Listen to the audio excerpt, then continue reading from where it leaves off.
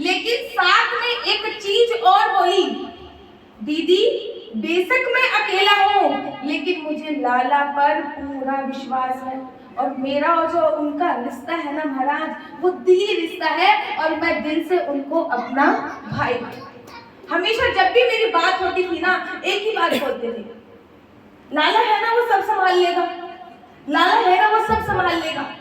और लाला ने महाराज ऐसा संभाला कि भैया तो दिल्ली से आए हैं, कुछ माता तेलंगाना से आके बैठी है, आपको भी मेरा प्रणाम, कुछ मैया मुरादाबाद से आके बैठी है, कुछ मैया लखनऊ से आके बैठी है, और मेरी माता जी दिल्ली से आके बैठी है। लाला ने ऐसा संभाला है, वृंदावन में जब भी कथाएं होती हैं 5 कलश उठते होंगे, 5-6 जगह से ज्यादा, और भैया की कलश यात्रा आज भव्य कलश यात्रा में बदल गई। ऐसा मेरे बाकी बिहारी में से।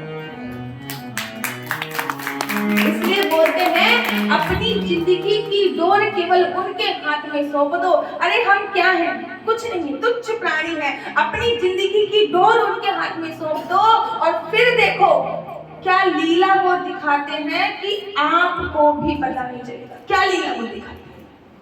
देखिए, भारत ब्रह्मवैवर्त पुराण में आया है कि भारत भूमि में जन्म जो है बड़ी मुश्किल से मिलता है।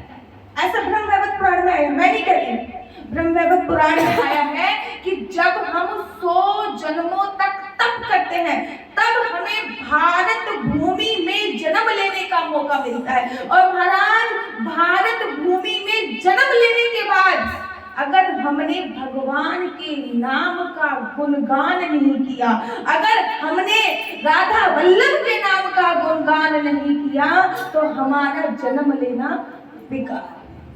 इसलिए अगर आपको जब भी मौका मिले तब भी भगवान के लिए भगवान का भजन आपको अवश्य करना चाहिए। भगवान के लिए भगवान का भजन आपको अवश्य करना चाहिए। देखिए, सबसे पहले मैं आपको एक एक अक्षर खोल खोल के बताऊं। तो ये भागवत है ना, इसको कोई पोथी मत समझ लेना कि ऐसी किताब है, पोथी है, कोई पोथी नहीं है। ये भगवान की साक्षात वांग्मयी मूर्ति है। अब वांग्मयी क्या होता है?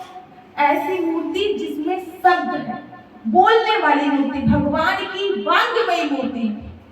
जब भगवान पृथ्वी लोक से अपने धाम वैकुंठ वापस जाने थे ना, वो तो बड़ा परेशान भगवान के पास गए। भगवान, मेरे को एक बात समझ में नहीं आ रही है। भगवान ने कहा, क्या? मुझे ये बात समझ में नहीं आ रही है कि आप तो अपना कार्य करके अपने वैकुंठ लोक वापस जा रहे हो। महाराज, आप तो चले जाओगे, आपके जाने के बाद इस पृथ्वी लोक का क्या होगा?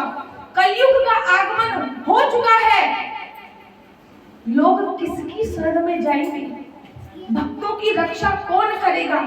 हम सबकी देखभाल कौन करेगा? भगवान सोच में पड़ गए, तो क्या करूं?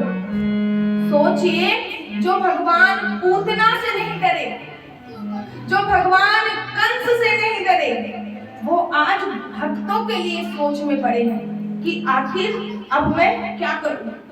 और सोचते ही सोचते भगवान ने अपनी समस्त शक्तियां निकालकर श्रीमद् भागवत महापुराण में रख दी, और भगवान अंतर ध्यान हो गए। इसलिए बोलते हैं ये भगवान की वांग्मयी मूर्ति है। कहते हैं कि जब हमारे जन्मों जन्मांतर के पापों का उदय होता है, जन्मों जन्मांतर के पापों का उदय होता है, तब हमें श्रीमद् भागवत महापुराण श्रवण करने का मौका मिलता है। श्रवण करने का हजारों मौके बनते हैं।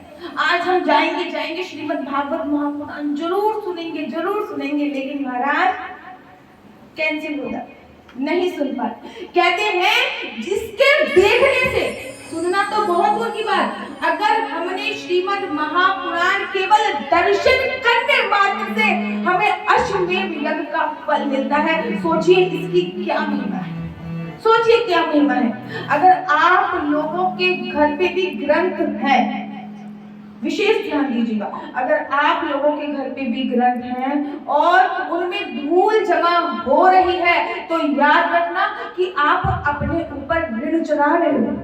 कौन सा ऋण? ऋषि ऋण। अब ऋषि ऋण कैसे चढ़ रहा है? क्योंकि ये जो ग्रंथ हैं ये हमारे ऋषियों द्वारा लिखे गए हैं, इन पे धूल नहीं चढ़नी चाहिए कभी भी। बेशक आप रोज ना पढ़ पाओ, हफ्ते में एक बार पढ़ो, लेकिन इनका ध्यान बहुत अच्छे से